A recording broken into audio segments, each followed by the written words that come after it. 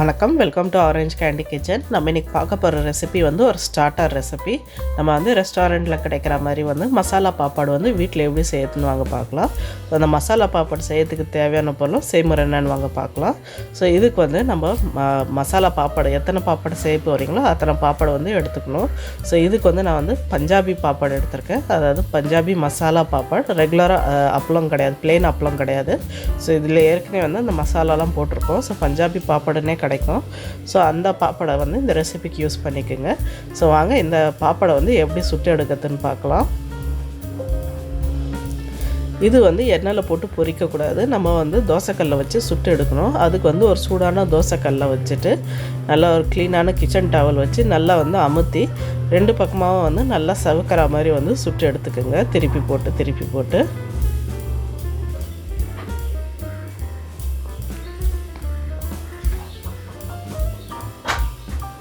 சரி பாருங்க, நல்லா வந்து ஸ்லைட்டாக வந்து பொன்னிறமாக ஆகிற வரைக்கும் நல்லா வந்து சுட்டு எடுத்துக்கோங்க. ஸோ பாப்பாடு வந்து இப்படி தான் வந்து நம்ம சுட்டு எடுக்கணும். ஸோ ரெண்டு பக்கமாகவும் நல்லா வந்து திருப்பி போட்டு சுட்டு எடுங்க. பாருங்கள், சூப்பராக வந்து நம்ம பாப்பாடு சுட்டு ரெடியாக இருக்குது. ஸோ வாங்க நம்ம எந்த பிளேட்டில் சர்வ் பண்ணுறோமோ அந்த பிளேட்டில் வச்சுட்டு நம்ம வந்து மசாலா பாப்பாடு எப்படி செட் பண்ணுறதுன்னு பார்க்கலாம். ஃபஸ்ட்டு வந்து 1 டேபிள் ஸ்பூன் அளவுக்கு வந்து பொடியாக நறுக்கின வெங்காயம் வந்து இதில் வந்து ஸ்ப்ரெட் பண்ணிக்கலாம். நம்ம இது மேலே வந்து 1 டேபிள் ஸ்பூன் அளவுக்கு வந்து பொடியாக நறுக்கினா தக்காளி வந்து நம்ம அடுத்ததாக வந்து தூவிக்கலாம்.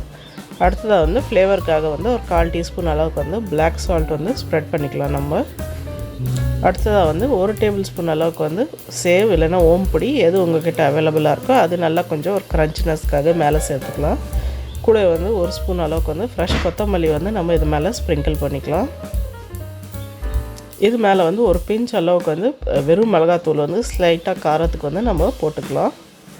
காரம் வேணான்றவங்க அதை அவாய்ட் பண்ணிடலாம். அப்புறம் ஒரு 1/4 டீஸ்பூன் அளவுக்கு வந்து சாட் மசாலா நல்லா ஒரு புளிப்பு தன்மை தரும். ஸோ அது ஸ்ப்ரெட் பண்ணிக்கலாம். நம்ம அவ்வளோதாங்க, சூப்பரான டேஸ்டியான மசாலா பாப்பாடு வந்து ஹோட்டலில் வந்து நம்மளுக்கு ஸ்டார்டர்ஸில் கிடைக்கிற மசாலா பாப்பாடு வந்து ஒரு 2 மினிட்ஸ்க்குள்ளேயே வந்து வீட்டில் ரெடி ஆகிடுச்சு. கண்டிப்பாக இந்த ரெசிபி ட்ரை பண்ணி பாருங்கள். ரொம்பவே டேஸ்டியான அப்புறம் ஹெல்த்தியான ஸ்நாக் இது. ட்ரை பண்ணி பார்த்துட்டு எப்படி இருந்துச்சுன்னு வந்து கமெண்ட் செக்ஷனில் சொல்லுங்கள். அப்புறம் இந்த வீடியோ உங்களுக்கு பிடிச்சிருந்தா லைக் பண்ணுங்கள், ஷேர் பண்ணுங்கள்.